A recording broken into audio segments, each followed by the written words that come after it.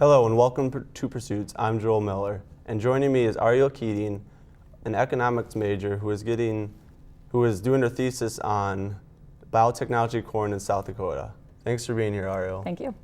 To start off, could you first explain what biotechnology corn is? Biotechnology corn is a seed that has gone through gene alterations. As biotechnology seed has evolved, there's a variety of gene alterations, and it's any genetically modified seed. There's insecticide resistant, herbicide tolerant, and now stacked varieties, which is more common, which includes the insecticide resistant and herbicide tolerant traits to provide the producers broader protection. Okay.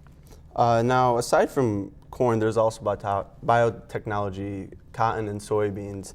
And in the article Adoption for Bioengineered Crops, it said that 68% of farmers were using biotechnology soybeans in the early part of this decade, and 56% were using cotton, but only 10% of farmers were using biotechnology corn. So what was the reason for the lower usage of corn? The main drivers for adoption for producers side of it is, a lot of it is consumer acceptance and producers' willingness to adopt. The corn was slower to adopt than soybean and cotton. Largely, one of the large drivers was that biotech corn wasn't accepted into the European Union for certain varieties until early 2000s.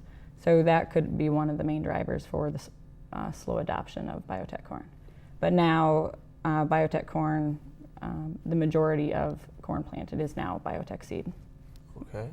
Also, Adoption for Bioengineered Crops said that using biotechnology corn and cotton improved farmers' profits off the crops, but using biotechnology soybeans, the profit was not quite significantly improved as corn and cotton. What was the reason for this? The main for profitability, there has to be greater payoff than inputs. And for planting biotech seed, it's seen as risk protection, a protection against potential loss. And with the biotech seed, if there's large levels of pest infestation, to include insecticides or herbicides, if there are large levels of infestation and they do adopt, you'll have greater payoffs because you're protecting against loss. And it's often tough to forecast or predict infestation levels. So, that could be one reason for different levels of payoff across crops. Just the main reason is different levels of infestations. All right. So you said through this research you hope to provide interested parties with information on how biotechnology has evolved since it started in the late 90s. So how has it evolved over the years? Well, like you stated earlier, the biotech corn was a little slower to adopt than other crops, but now it's in South Dakota, in 2008, 95% of corn was biotech seed. So it is a huge industry, and it's a quickly evolving industry as well. There's new varieties coming out all the time, and I think there's a need for producers as well as researchers and consumers to have that knowledge of this industry. All right. Okay. Besides improved payoffs, are there any other benefits of biotechnology? There's extensive research being done on the probability that there will be reduced labor due to reduced chemical applications applied to biotech seed, which are environmentally friendly factors. So there is not just in the payoff side of things and the monetary side of things, there are environmental benefits that could come into play. Okay. Why is biotechnology an important topic, such an important topic? Just because it is such a large industry, it's affecting the majority of our producers and as well as the consumers of this feed, or of the seed and the food.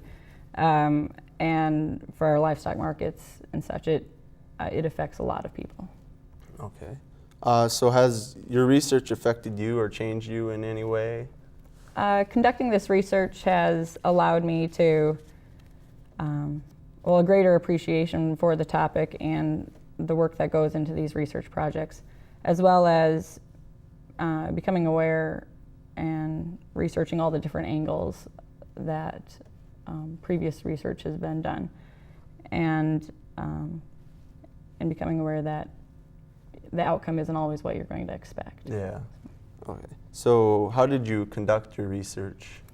Data collection was the biggest task, and we've conducted data from like South Dakota Department of Ag as well as U.S. Department of Ag resources to include National Ag Statistics Service and the ERS. So we've collected data across a pretty wide board, and then doing a lot of literature review of previous research that's been done. Okay. So how did you get interested in biotechnology? It was in one of my graduate courses when it was time to start selecting your research topics, and this was presented to me, and it caught my eye, and the more knowledgeable I became about the subject matter, the more interested I became. Okay. With this degree in economics, what do you plan to do after graduation?